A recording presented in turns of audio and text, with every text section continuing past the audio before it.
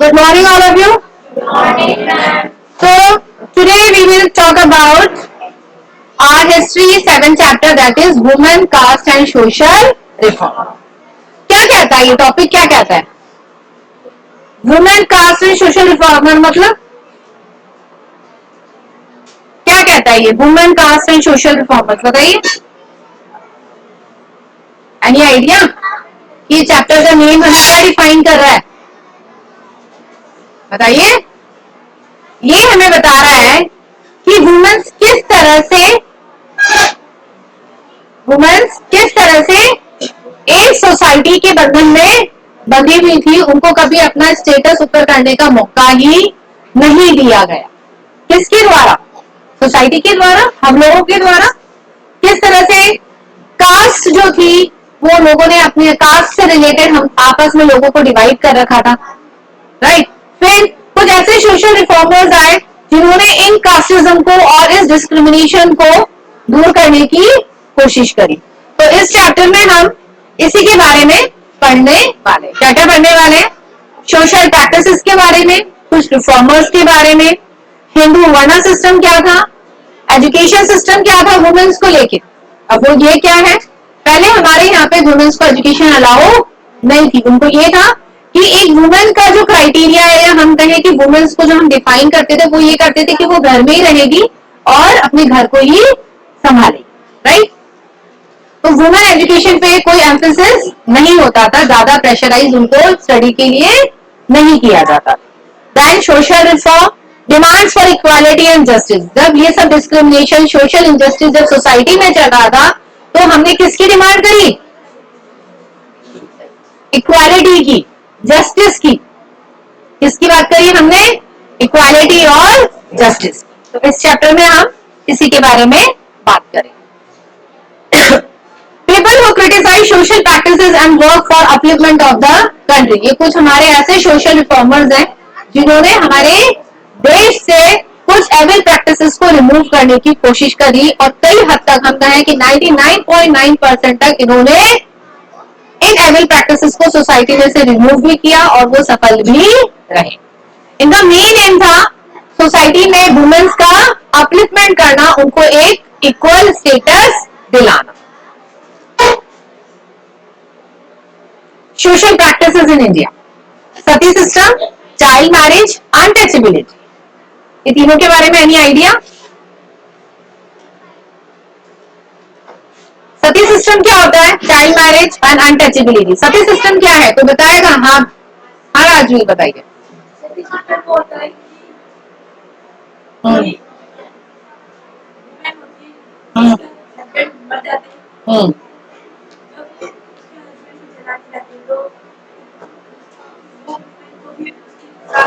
उसके साथ ही उसको भी जिंदा जला दिया जाता है। That is the Sati system. What is child marriage? बाल विवाह, अर्ली एज में ही छोटे बच्चों की शादी कर देना। अनटचेबिलिटी क्या होता है? लोअर कास्ट, जिनको हम हरिजन समाज के लोग बोलते हैं, जिसमें क्या करते हैं? कास्ट डिस्क्रिमिनेशन होता है।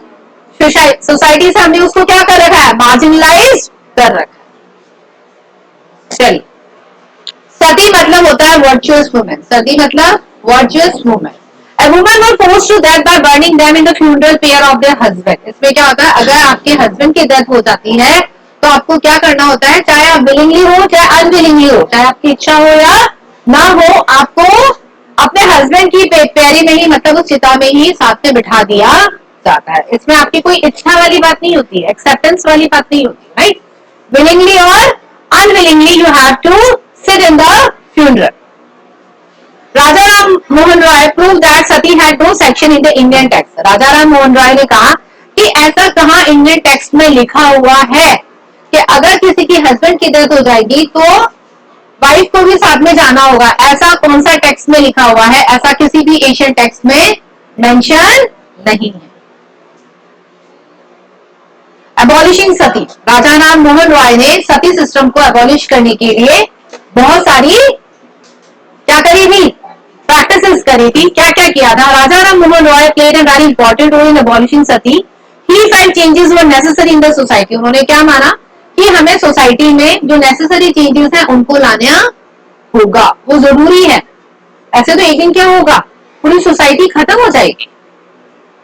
Also the British were ready to listen to these reformers as they also criticized the Indian custom. उन्होंने ही नहीं बल्कि ब्रिटिशर्स ने भी इस कस्टम को क्रिटिसाइज किया कि ये कस्टम हमें सोसाइटी से रिमूव करना होगा। इसके लिए जो ब्रिटिशर्स थे वो भी रेडी हो गए। देख रहे हैं आप सती सिस्टम कैसा होता है। Let's watch and understand better. The sati had no personal benefit in this. सती कर देने से कोई बेनिफिट है क्या पर्सनल? किसी का बेनिफिट होने वाला है क्या?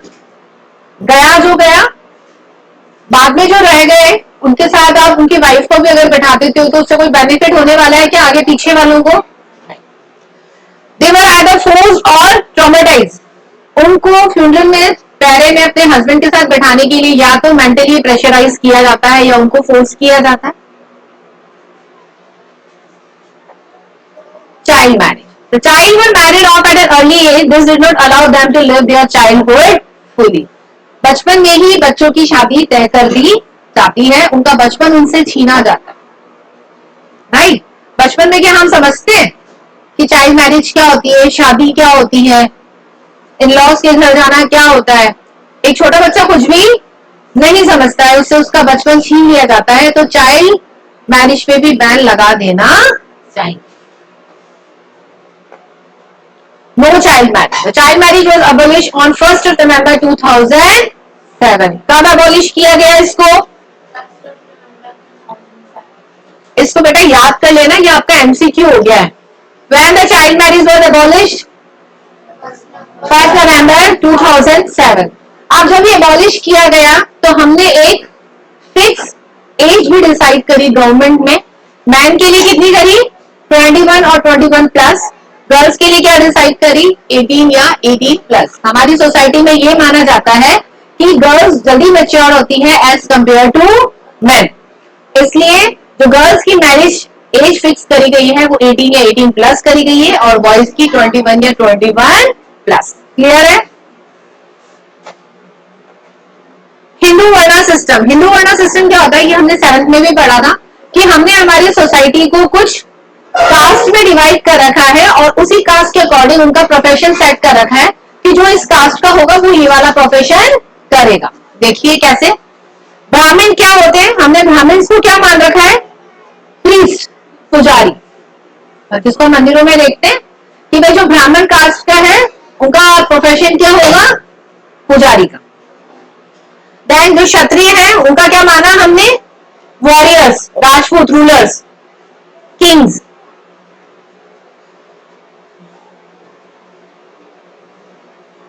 ठीक है, क्लियर है? वैश्यस हो गए मर्चेंट्स और लैंड ओनर्स, जिनके पास खुद की जमीनें हुआ करती हैं, जो दूसरों को लैंड पे रेंट पे अपनी जमीनें देते हैं। शूद्रास क्या हो गए? कॉमनर्स, पीजेंट्स और सर्वेंट। ऐसे फार्मर्स जिनके पास जमीनें नहीं है तो दूसरों की जमीनें रेंट पे लेके उस पर काम करते हैं। देने वाले तो कौन हो गए? वैश्यास। और उन पे काम करने वाले कौन हो गए? शूद्रास। क्लियर हो गई बात? Then untouchable outcaste, out of caste. जो अनटचेबल लोग हैं वो आउट ऑफ कास्ट है, इनको हमने किसी भी वर्ण में इंक्लूड नहीं किया। Clear? Brahmins, teacher or priest, Kshatriyas, warriors and king for who fought, Vaishyas, merchant and landowner, Shudras, peasants, servants and common people. Clear है? यहाँ तक किसी को डाउट बेटा? यहाँ पे क्वेश्चन अराइज हो सकता है 2 मार्क्स का। Mention the varnas of the society. So what we will write? There are 4 varnas of the society. That is Brahmin, Kshatriya, Vaishyas and Shudras. And what about the untouchables? They are marginalized from the society. Now come to the next. Now we will read about our social reformers. First social reformer is Raja Ram Mohan Roy. Raja Ram Mohan Roy founded the Brahmo Samaj. इन्होंने क्या found किया था? ब्राह्मो समाज। Spread western education in the country. इन्होंने क्या start किया था society में? वेस्टर्न एजुकेशन को स्प्रेड किया था। लोगों को एजुकेट होना बहुत ज्यादा जरूरी है। कैंपेन अगेंस्ट सती, सती के अगेंस्ट उन्होंने बहुत सारे कैंपेन करे थे कि सोसाइटी में जो सती का सिस्टम है सती का जो रिचुअल है वो टोटली बैन हो जाना चाहिए।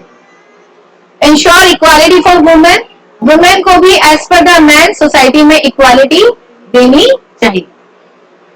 Well versed in Sanskrit and Persian language, he was very well versed, इनको बहुत अच्छा नॉलेज था पर्शियन लैंग्वेज का एंड संस्कृत का। Translated in old Buddhist text critical of caste, Buddhist text जो मेनली कास्टिज्म के ऊपर लिखा गया था वो भी इन्होंने संस्कृत और पर्शियन लैंग्वेज में ट्रांसलेट किया था। अगर मान लीजिए इनकेस एग्जाम में आता है write a short note on Raja Ram Mohan Roy, तो आप ये लिख लें। आ गया समझ में? Next, now widow marriage act 1856। हमारी सोसाइटी में पहले ये धारणा थी, ये मान्यता थी, ये बिलीफ था कि अगर कोई विडो हो जाती है, अगर कोई विडो हो जाती है या तो वो सती सिस्टम करे या जिंदगी भर विडो की ही जिंदगी जिए, तो इस पे भी बैन लगाया गया। ये सोसाइटी में अब अलाउ किया गया कि विडो को रीमैरिज करना अलाउ हो। तो ये एक्ट बनाया गया था 1856 में। देखिए, the suggestion of widows marriage was accepted by the British official and the law was pass. तो ये लॉ पास किया गया था, कब किया गया था? 1856। तो अगेन हमारा एक एमसीक्यू बन गया। क्या एमसीक्यू आया? When the Women's Remarriage Act was implemented or established, तो क्या आएगा? 1856. The suggestion of the widows' remarriage were accepted by the British officials, and if the law was passed, many widows did not remarry due to the fear of acceptance by the society. एक हमेशा women के mind में एक fear रहता है कि अगर मैं रिमैरिज कर लूंगी तो मुझे सोसाइटी एक्सेप्ट करेगी कि नहीं। इस डर से भी वो क्या करती है? रिमैरिज नहीं करती। बेटा डाउट होते ही पूछ लेना, ठीक है? Now our second social reformer is Ishwar Chandra Vidyasagar. Use Asian text to suggest widow remarriage, इन्होंने भी विडो रिमैरिज के ऊपर बहुत ज्यादा प्रेशराइज किया था। Some people oppose him and boycott him, जो लोग इनके फेवर में नहीं थे, जो उनको क्रिटिसाइज करते थे कि आप क्या कह रहे हैं, ये आप क्या कह रहे हैं कि एक वुमेन को, एक विडो वुमेन को आप रीमैरिज के लिए कह रहे हैं, तो ये पॉसिबल हमारी सोसाइटी में नहीं है। तो इसके अगेंस्ट भी काफी क्या हुआ था? क्रिटिसिज्म हुआ था और उनको सोसाइटी से बॉयकॉट कर दिया गया था। बॉयकॉट मतलब इनको समाज से निकाल दिया गया था कि आप कैसी बात कर रहे हैं, ये एक्सेप्टेबल नहीं है। Set up school for girls, ये ही नहीं, इन्होंने गर्ल्स एजुकेशन को इतना बढ़ावा दिया था कि इन्होंने अपने ही लेवल पे छोटे छोटे स्कूल्स खोलना स्टार्ट कर दिया था। Now next is Veeresalingam Pantulu. कौन थे ये? Form an association at Madras residency. कहां से बिलोंग करते थे ये? मद्रास से बिलोंग करते थे। इन्होंने मद्रास रेसिडेंसी में एक एसोसिएशन फॉर्म करी थी और ये भी विडो रिमैरिज को सपोर्ट करते थे, जैसे कि उन्होंने किया ईश्वरचंद्र विद्यासागर ने, वैसे ही वीरसालिंगम पंतलू ने भी विडो रिमैरिज को सपोर्ट किया। Next is Swami Dayanand Saraswati. आर्य समाज की स्थापना किन्होंने करी थी? Who founded the Arya Samaj? Swami Vivekananda, Swami Dayanand Saraswati. और ब्रह्मो समाज की किन्होंने करी थी? Raja Ram Mohan Roy. Supported the widow remarriage, इन्होंने भी विडो रिमैरिज को सपोर्ट किया था। भाई सती पे अगर बैन लग गया तो अब विडो को रिमैरिज करना भी अलाउ करो। Why can't educate them? उनको पढ़ा क्यों नहीं सकते? वुमेन्स को एजुकेशन न देने का क्या रीजन है? ऐसी बिलीफ क्यों है हमारी सोसाइटी में? तो वुमेन्स को एजुकेट करके क्या करेंगे? आज भी हमारी सोसाइटी में काफी ऐसे लोग हैं वो यही सोचते हैं कि इसको ज्यादा पढ़ा लिखाने से क्या मतलब। पहले ये माना जाता था कि अगर ये ज्यादा पढ़ लेगी, ज्यादा वेल एजुकेटेड हो जाएगी तो इसके हस्बैंड की डेथ हो जाएगी।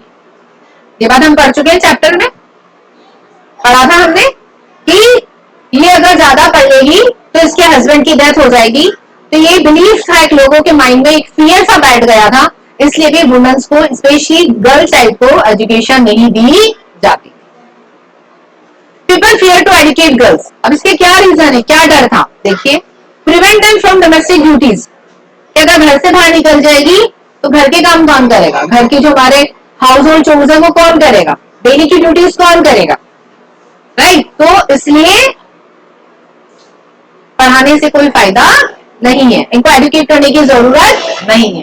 Travelling through the public places, this would have a corrupting influence on them, कि अगर एक गर्ल घर से बाहर निकलेगी तो उसको बहुत सारे प्लेसेस से होके गुजरना पड़ेगा जहाँ पे काफी क्राउड रहता है, ये लोगों की नजरों में आएगी, तो मुझे इनको अपनी डॉटर को या हम कहें कि गर्ल्स को इस इन्फ्लुएंस से बचाना है, इस डर से भी हम घर से बाहर नहीं निकालते, ऐसा सोसाइटी में मानना है।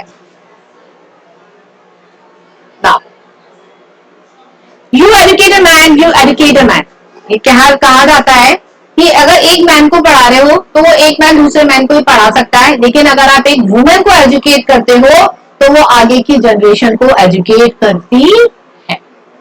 ये एक स्लोगन है हमारा कि man educate the man, but to educate the women educate the generation.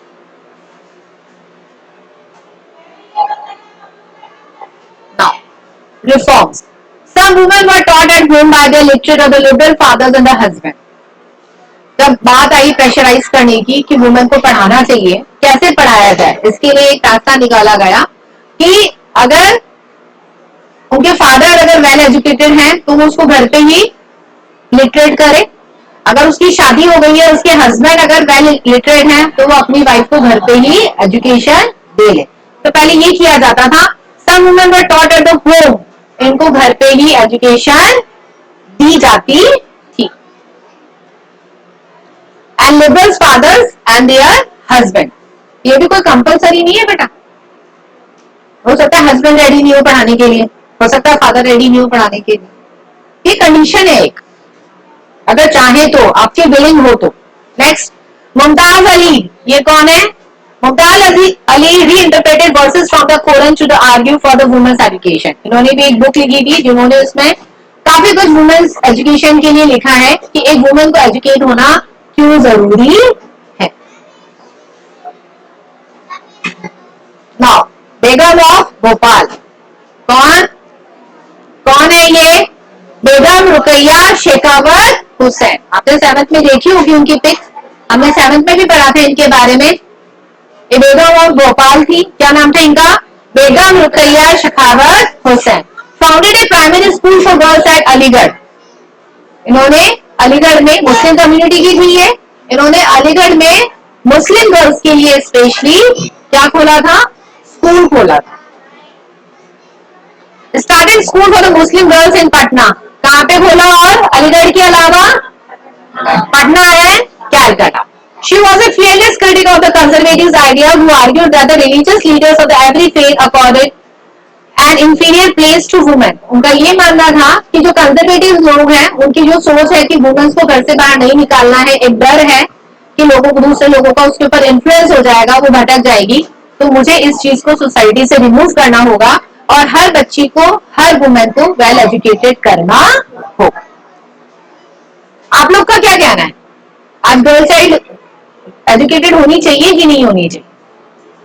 होनी चाहिए। क्या कई बार ऐसा होता है कि जैसे अगर हमारी मम्मी कम एजुकेटेड होती है तो हमें कहीं ले जाने में थोड़ा सा हेजिटेशन होता है सभी को, नहीं बोल पाती है, नहीं लिख पाती है, तो ये लगता है कि काश मेरी मम्मी भी आज वेल एजुकेटेड होती। लगता है कि नहीं लगता है? तो उसके लिए आप लोग क्या एफर्ट्स कर सकते हो? आप लोग घर पे अपनी मम्मी की, अपनी पेरेंट्स की, अपने दादा दादी की, अपने ग्रैंड पेरेंट्स की हेल्प कर सकते हो। उनको होम लिटरेट नहीं कर सकते क्या? हम कर सकते हैं कि नहीं कर सकते? ना। पंडिता रामाबाई कौन थी ये? She was a great scholar of Sanskrit, इनको संस्कृत का बहुत अच्छा नॉलेज था। Hinduism was oppressive towards women, उनका ये मानना था कि हमारी जो हिंदुइज्म सोसाइटी है वो वुमेन एजुकेशन के टोटली अगेंस्ट में है। Wrote a book about them cerebral lives of upper caste Hindu women, उन्होंने एक ऐसी बुक लिखी जिसमें लिखा हो कि किस तरह से हिंदू सोसाइटी में एक वुमेन का स्टेटस होना चाहिए। क्या वुमेन्स की कोई आइडेंटिटी नहीं है सोसाइटी में? क्या सोसाइटी आगे बढ़ पाएगी बिना वुमेन्स के? नहीं बढ़ पाएगी ना। तो फिर उसी को ही हमने पीछे क्यों रख रखा है? उसको हम इक्वल राइट क्यों नहीं दे सकते सोसाइटी के? तो इन्होंने इसके ऊपर बुक लिखी है founded a widows home at the Poona to train them to the life independently. जो वुमेन्स विडो हो जाती हैं, जिनको सोसाइटी में जगह नहीं दी जाती है, उसके लिए उन्होंने पूना में एक घर बनाया है जहां पे विडोज को रखा जाता है और उनको कैसे अपने पैरों पे खड़ा होना है, कैसे उनको इंडिपेंडेंट होना है, वो सिखाया जाता है। अच्छी बात है ये। Women's were supported economically. Women's को किसी के आगे हाथ ना फैलाना पड़े, वो फाइनेंशियली अपने आप में एक स्ट्रॉन्ग बन जाए, इंडिपेंडेंट बन जाए। इसके लिए उन्होंने पूना में एक घर बनाया है जहां पे सिर्फ विडोज को ही रखा जाता है। ये अभी भी है, राइट ना। ऑर्थोडॉक्स लोगों की क्या मान्यता है, क्या अंधविश्वास फैला हुआ है, पढ़िए। Many Hindu nationalists feel that Hindu women were corrupting। क्या माना गया है कि हिंदू वुमेन जो है बहुत ज्यादा करप्टेड है। कैसे? Hindu culture by adopting western ways and values. Hindu culture by adopting western ways and values, कि हमने जब वेस्टर्न एजुकेशन अपना ली है, उनके वैल्यूज को मान लिया है, उसके बाद भी ये माना जाता है कि जो हिंदूज की जो वुमेन्स है वो करप्टेड है, उनकी जो सोच है, उनकी जो मेंटालिटी है वो अभी भी नैरो है, ब्रॉडन नहीं हुई है। उनकी सोच उनको ये सब मानने से रोक रही है, हालांकि हम वेस्टर्न एजुकेशन फैला रहे हैं उसके बाद भी। आप लोग मानते हैं ये बात कि हमारी सोसाइटी में ऑर्थोडॉक्स है, ऐसे मत करो, वैसे मत करो, ये मत पहनो, वहां मत जाओ, है ये हमारी सोसाइटी में? Orthodox Muslims were worried at the impact of these changes। जो मुस्लिम ऑर्थोडॉक्स थे वो भी बहुत काफी ज्यादा सोसाइटी में फैले हुए थे। उनको ये लगता था कि जैसे जैसे हिंदुइज्म में ये बढ़ रहा है वो हमारे में भी बढ़ रहा है, तो एक को देख के दूसरा भी मानने लग जाता है कि नहीं मानता। अगर आज एक वुमेन ये कह रही है कि नहीं हमारी सोसाइटी में ऐसा नहीं होना चाहिए, तो दूसरा भी उस चीज को कई बार क्या होता है, बढ़ावा दे देता है। तो ये ऐसा हमारी सोसाइटी में नहीं होना चाहिए। What are the promises which are given by leaders? Women also started writing and editing newspaper and magazines and also started setting up women association। अब क्या हुआ, जब वुमेन एस्टेब्लिशमेंट की बात आ रही है तो अब सोसाइटी में क्या हुआ, वुमेन्स ने अपनी एक जगह बना ली है, उन्होंने अब अपना काम करना स्टार्ट कर दिया है। वुमेन्स के लिए एक एसोसिएशन बनाई गई जिसमें उन्होंने राइटिंग और एडिटिंग करना सीख लिया था। किसमें? न्यूज़पेपर में। Now the women have started editing and writing in the newspapers। They started the joining movements also। अब कौन सा movement? Freedom movement. Freedom movement में अब वुमेन्स भी हमें ज्वाइन करने लग गई थी। Leader promise women full suffrage for all after independence. और वुमेन्स को क्या प्रॉमिस दिया गया कि आफ्टर इंडिपेंडेंस आपको भी सफ्रेज मतलब वोटिंग राइट दिया जाएगा। जब आप इक्वली पार्टिसिपेट हर चीज में कर रहे हो, हर फील्ड में कर रहे हो, आज आप इंडिपेंडेंट हो तो आपको वोटिंग राइट भी दिया जाएगा। ये हमारे जवाहरलाल नेहरू जी ने वुमेन्स को प्रॉमिस किया था। And as you all know what is today? Today is 26th of November, on which day Constitution was established। Why the Constitution was established on 26th of January 1950? What was the reason behind that? Because on the 1930 when the Congress Association was formed, in this Congress Association क्या बोला गया था कि आज से ठीक 30 साल बाद जब हमारा देश आजाद हो जाएगा तो इसी दिन हम हमारा संविधान लागू करेंगे। इसलिए 26 नवंबर को संविधान लागू न करके हमने कब किया? 26 जनवरी 1950। क्योंकि यही बात 26 जनवरी 1930 को कही गई थी कांग्रेस अधिवेशन के तहत। आ गई बात समझ में? 26 जनवरी 1930 को कांग्रेस एसोसिएशन में हमारे लीडर ने कहा था कि आज से 30 साल बाद 1930 को कि हमारा कॉन्स्टिट्यूशन बन जाएगा और ये आज की दिन लागू किया जाएगा। लेकिन हमारा जो कॉन्स्टिट्यूशन था वो 26 नवंबर 1949 को बन चुका था, लेकिन उसको एस्टेब्लिश तो हो गया था लेकिन अप्लाई नहीं किया गया था। ये अप्लाई कब किया गया? 26 of January 1950। आगे तक समझ में? Caste and social reform. प्रातः समाज adhere to the tradition of bhakti. Brahma's मंडली work for abolition of casteism. अब जब वुमेन्स की बात हो गई, अब हम किसके ऊपर आ गए? कास्टिज्म के बारे में, कि हम सोसाइटी में से जो कास्ट डिस्क्रिमिनेशन चल रहा है इसको कैसे रिमूव करें। इसके लिए जो परमहंस मंडली थे, इन्होंने बहुत ज्यादा फोर्स किया। इन्होंने एक बहुत सारी एसोसिएशंस बनाई। उस एसोसिएशन का नाम था प्रार्थना समाज। क्या नाम था? प्रार्थना समाज। ये देख लीजिए आप। एबोलिशन मतलब हटा देना, रिमूव कर देना, जड़ से समाप्त कर देना। पुअर वर्कर्स, अब पुअर वर्कर्स की क्या कंडीशन थी? The poor began to leave their village and started searching for job opportunities in the cities. In this way, they could get rid of the oppressive hold of the landowners which resided in their village. पहले क्या होता था? Poor लोगों की क्या condition थी society में? उनकी कोई जगह नहीं थी। अब उन्होंने क्या कर दिया? माइग्रेशन करना स्टार्ट कर दिया। वो विलेज से कहाँ आ गए? सिटीज की तरफ। और सिटीज में आके क्या करना स्टार्ट कर दिया? जॉब ढूंढना स्टार्ट कर दिया। क्यों? क्योंकि पहले वो क्या करते थे?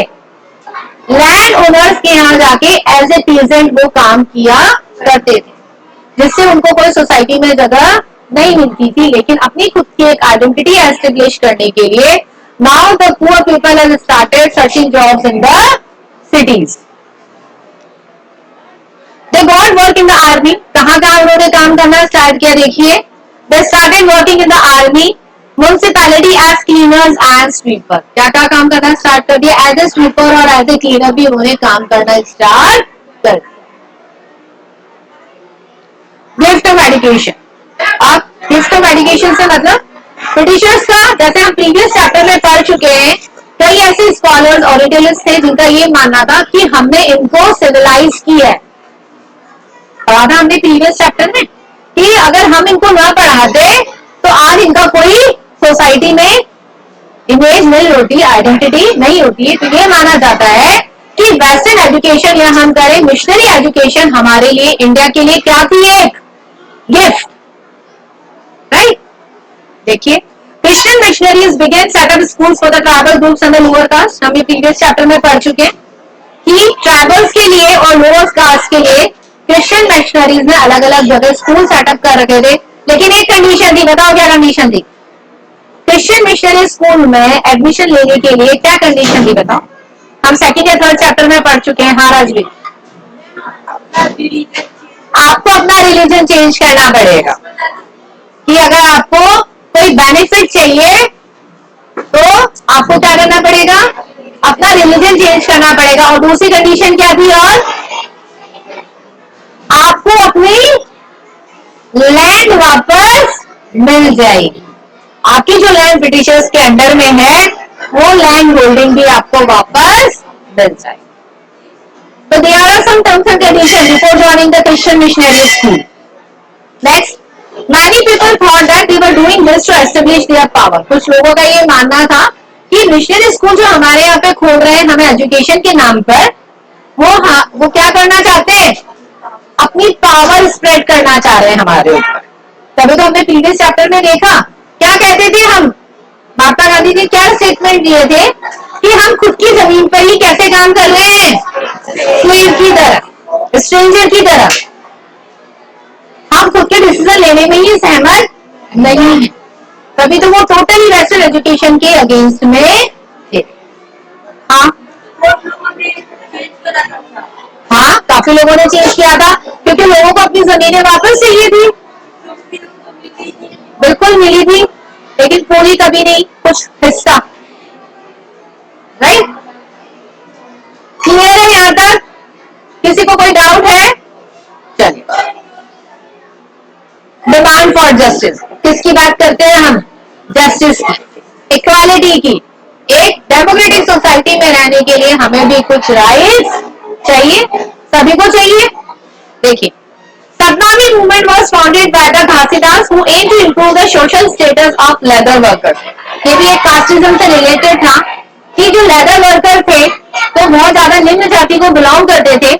उनके जो सोशल रिफॉर्मर थे उनका नाम क्या था? घासीदास। क्या था? घासीदास। बेटा इससे रिलेटेड एक क्वेश्चन जरूर आता है, राइट? 1.5 मार्क का एक क्वेश्चन जरूर आता है, हु वाज घासीदास। अगर मैं समझ में आप लिख लीजिए, चाहिए हु वाज घासीदास या what do you mean by Satnami movement? ये रहा ना सतनामी मूवमेंट, ये 1.5 मार्क का एक क्वेश्चन आता ही आता है। इनका एम क्या था? His aim was to improve the condition of the leather workers. जो लेदर वर्कर थे, जो लेदर का काम करते थे, उनकी सोसाइटी में कंडीशन अच्छी नहीं थी। क्यों नहीं थी? क्योंकि वो बिल्कुल कौन से वर्ण के थे? वो बिल्कुल लोअर वर्ण के थे, जिनकी सोसाइटी में कोई इमेज नहीं थी। तो ऐसे वर्कर को वो सोसाइटी में क्या करना चाहते थे? एक जगह दिलाना चाहते थे। उनकी जो डेटेरियोरेटेड कंडीशन थी, तो उनकी पुअर कंडीशन थी लेदर वर्कर्स की, उस कंडीशन से उनको बाहर लाना चाहते। Haridas Thakur Matua set work amongst the Chandela cultivators. अभी देखिए हरिदास कौन थे? हरिदास ठाकुर। हरिदास ठाकुर ने जो चंडेला कल्टिवेटर्स थे उनके लिए काम किया था। Haridas question Brahmanical tax that supported caste system. Haridas Thakur ने इन कल्टिवेटर्स के लिए ब्राह्मण के लोगों से पूछा था कि इनके अपलिफ्टमेंट के लिए आपने क्या किया, हालांकि ये ब्राह्मण जाति को बिलोंग करते हैं। जो ब्राह्मण जाति को बिलोंग करते हैं, जिनको हम कहते हैं कि ये हमारी सोसाइटी में सबसे टॉप लेवल पे हैं, उनकी अपलिफ्टमेंट के लिए आपने क्या किया? All these acts were founded by the non-Brahmin caste and those who worked amongst them. ये सब कौन थे? ये नॉन ब्राह्मण कास्ट के थे, लेकिन हरिदास ठाकुर ने जो चंडेला कल्टिवेटर्स में जो ब्राह्मण रहा करते थे उनके लिए ये जस्टिस मांगा था। ये ब्राह्मण नहीं थे, ध्यान रखना, ये खुद ब्राह्मण नहीं थे, और जो घासीदास थे वो भी ब्राह्मण नहीं थे। ये दोनों नॉन ब्राह्मण थे, लोअर कास्ट के। एक ने लेदर वर्कर का एस्टेब्लिशमेंट मांगा था सोसाइटी ने, और एक ने क्या मांगा था? चंडेला कल्टिवेटर्स के लिए जस्टिस मांगा था। कि आपने सोसाइटी ने क्या किया उनके? क्लियर हो गई बात? Sri Narayana Guru proclaimed the ideals of unity for this people, argued against people treating them unequally on the basis of caste differences. ये हमारी सोसाइटी में आज भी देखा जाता है कि कास्ट डिफरेंस को लेकर सोसाइटी में लोगों से अलग अलग बिहेव किया जाता है, इक्वल स्टेटस नहीं दिया जाता। आपने देखा होगा कई जगह के, अरे बड़े लोग हैं उनके लिए तो चेयर लगाई जा रही है ना, और जो नॉर्मल इंसान है उसके लिए क्या लगाई जा रही है? दरी, चटाई। देखते हैं हम ऐसा सोसाइटी में, उनके लिए उनको माला पहनाई जाती है, उनका वेलकम होता है ना, उस भीड़ को हटा दिया जाता है। अब ये तो देखिए कि आज वो इस लेवल पे अगर आके बने हैं तो वो हम जैसे लोगों की वजह से ही बने। तो उनका सोसाइटी में क्या स्टेटस है और हमारा सोसाइटी में क्या स्टेटस है? तो इस कास्ट डिफरेंस को लेके हमारी सोसाइटी में मैन टू मैन बिहेवियर भी डिफरेंस किया जाता है। On the basis of caste difference, his famous statement,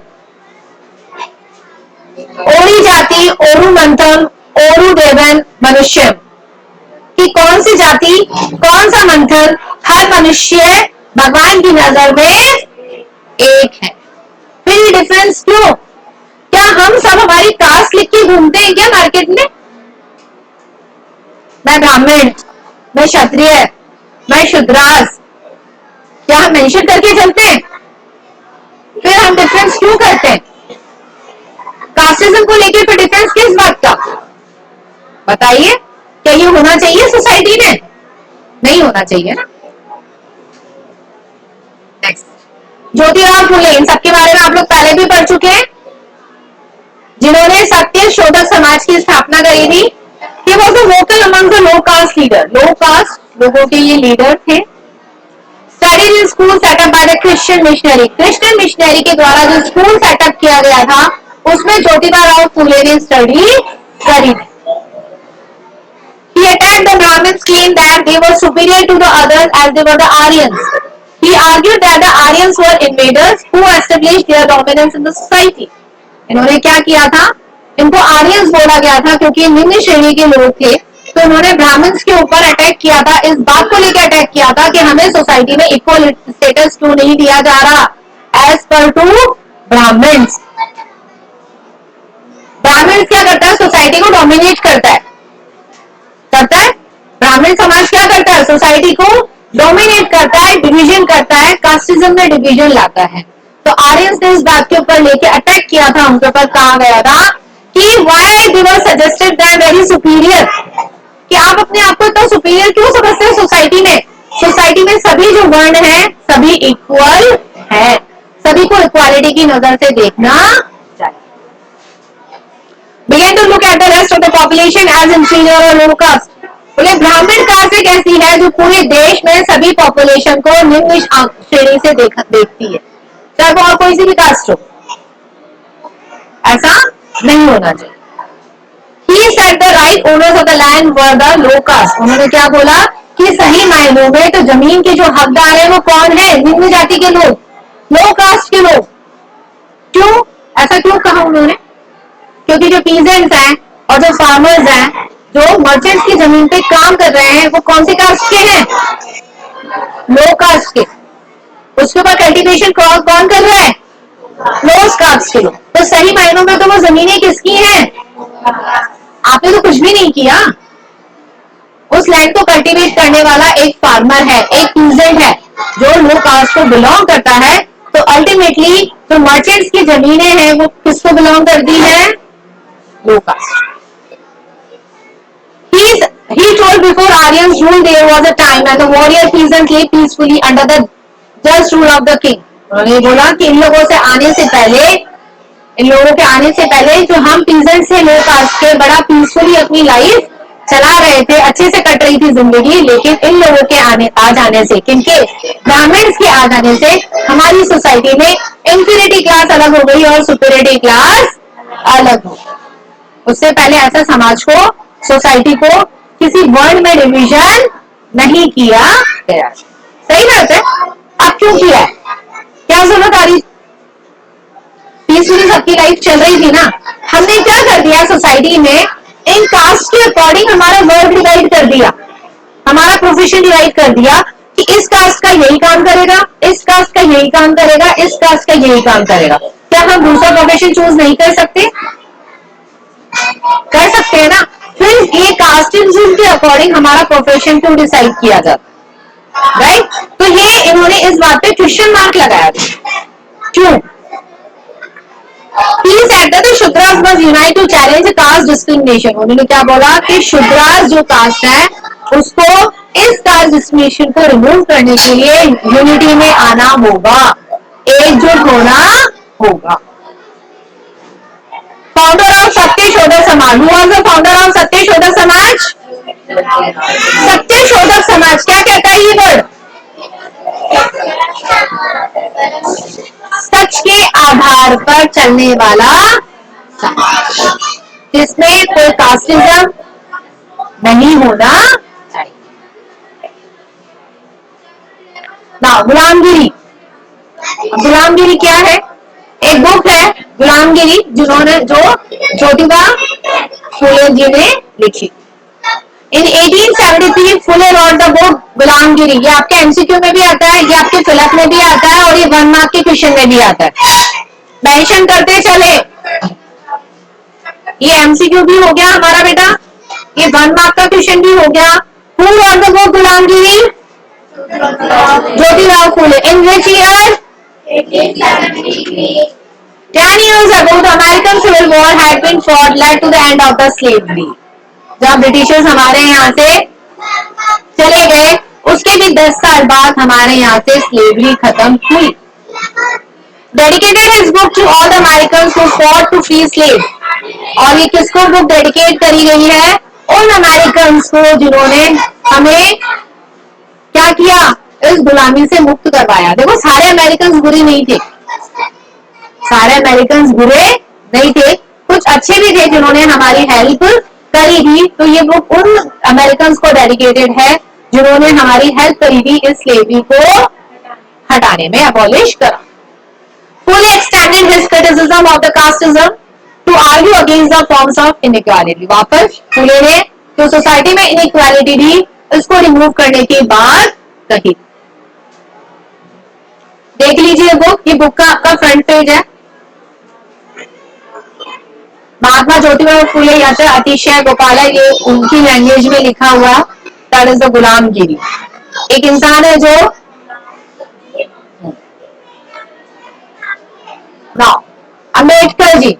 as we know all about him, right?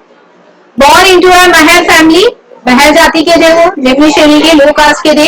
Experience cast prejudice, इन्होंने कास्ट प्रिजुडाइज को बहुत अच्छे से एक्सपीरियंस किया था, क्योंकि इन्होंने बचपन से लेके बड़े होने तक कास्ट डिस्क्रिमिनेशन को बहुत ज्यादा फेस किया है, क्योंकि इनके साथ रोज होता था. इवन इनको तो सोसाइटी में रहने की परमिशन भी नहीं थी, ये अपने गांव से अलग हटके रहा करते थे. उस कुएं से पानी लेने का परमिशन नहीं था, है ना. जो गांव के बच्चे थे उनके साथ स्कूल में साथ में बैठने का परमिशन नहीं था, तो स्कूल में भी सेम मटके से पानी लेने का परमिशन नहीं था.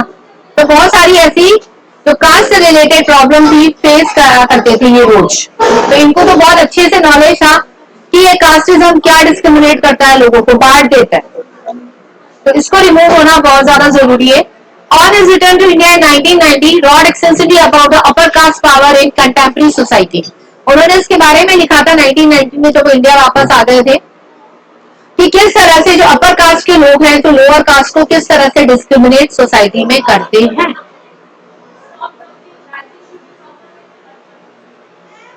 वो चले गए थे फेलोशिप करने के लिए यूएस. उसके बाद he came to India in 1990. After that he started a movement that is the temple entry movement. इसके बारे में हम पढ़ेंगे कि पहले जो अनटचेबल्स थे उनको मंदिर में जाना अलाउड नहीं था, स्ट्रिक्टली प्रोहिबिटेड था. He started this movement and after that lower caste people started entering in the temple. So that is he started the temple entry movement in 1927 and 1927 to 1935 temple entry movement continue रहा. Now Periyar, who was the Periyar? Periyar was the nickname of E.V. Ramaswamy Naicker. E.V. Ramaswamy Naicker ये भी हमारे social reformer थे. इनका short name था पेरियार. एक middle class family को belong करते थे, एशियाटिक सोसाइटी से थे. इनको संस्कृत बहुत अच्छे से आती थी. कांग्रेस के मेंबर थे ये भी, कांग्रेस एसोसिएशन के. Left Congress as he got at a fees organised by the nationalist. लेकिन जो हमारे फ्रीडम फाइटर्स थे उनकी किसी बात से ये हर्ट हो गए थे, इस चक्कर में इन्होंने जो कांग्रेस थी वो छोड़ दी थी. Founder of self respect movement, इन्होंने एक मूवमेंट स्टार्ट किया था जिसका नाम क्या था, सेल्फ रेस्पेक्ट मूवमेंट. ये आपका एमसीक्यू में आता है, सेल्फ रेस्पेक्ट मूवमेंट. ठीक है. Who was the founder of self respect movement? Periyar. अब कई बार क्या होता है, ईवी रामास्वामी नेकर भी आता है ऑप्शन में, और कई बार ईवी रामास्वामी ना देके पेरियार दे देते हैं. तो आप ये ध्यान में रखें कि nickname of EV Ramaswamy Naicker is Periyar. Periyar was an outspoken critic of Hindu scriptures. These texts had been used to establish the authority of the Brahmas over the lower caste and domination of man over woman. Periyar एक outspoken थे. उन्होंने Hindu scriptures को बहुत ज्यादा criticise किया था. उन्होंने लिखा था कि किस तरह से ब्राह्मण्स जो हैं अपनी ऑटोक्रेसी लोअर कास्ट के ऊपर चलाते हैं और किस तरह से एक मैन वुमेन को डोमिनेट सोसाइटी के अंदर करता है. इसके बारे में उन्होंने काफी बुक्स लिखी है, देख लीजिए आप. Now what are the challenges for the society? Self criticism among upper caste leaders. अपने आप को क्रिटिसाइज करना. क्या सारे जो लीडर्स थे वो सभी अपर कास्ट के थे? कुछ लोअर कास्ट के भी थे.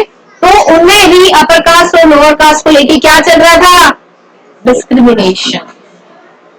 Reaction of Orthodox Hindu society. Hindu society में ये माना जाता था कि सबसे ज्यादा ऑर्थोडॉक्सी हिंदू सोसाइटी है, स्पेशली वुमेन. तो ये एक हमारे लिए बहुत बड़ा चैलेंज था कि इसको सोसाइटी से कैसे रिमूव कर. Caste distinction as a cornerstone of Hinduism. तो कास्ट डिस्क्रिमिनेशन जो हमारी सोसाइटी में चल रहा था, स्पेशली हिंदू सोसाइटी में चल रहा था, इसको कैसे अबॉलिश किया जाए, ये एक सोशल रिफॉर्मर्स के लिए बहुत बड़ा चैलेंज था. हमें इनके बारे में पढ़ा तो सही, लगता तो है कि हाँ इन्होंने ये रिमूव कर दिया होगा, लेकिन बेटा इतना आसान नहीं.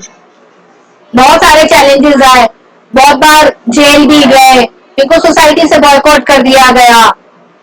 ठीक है. Show how this was sanctified by the scriptures, debate and struggles over caste beyond the colonial period. इस कॉलोनाइजेशन पीरियड में लोगों ने बहुत बार इसके ऊपर डिबेट करी, प्रोटेस्ट करने की कोशिश करी. लेकिन हमेशा सक्सेस पॉसिबल नहीं होती। बहुत सारे हर्डल्स बीच बीच में आते हैं जिनको हमें पार करते हुए आगे स्टेप रखने। इसके लिए हमें क्या चाहिए? एक लीडरशिप क्वालिटी चाहिए। क्या चाहिए? एक लीडरशिप क्वालिटी। लीडर ऐसे थोड़ा बन जाता है। लीडर क्या होता है?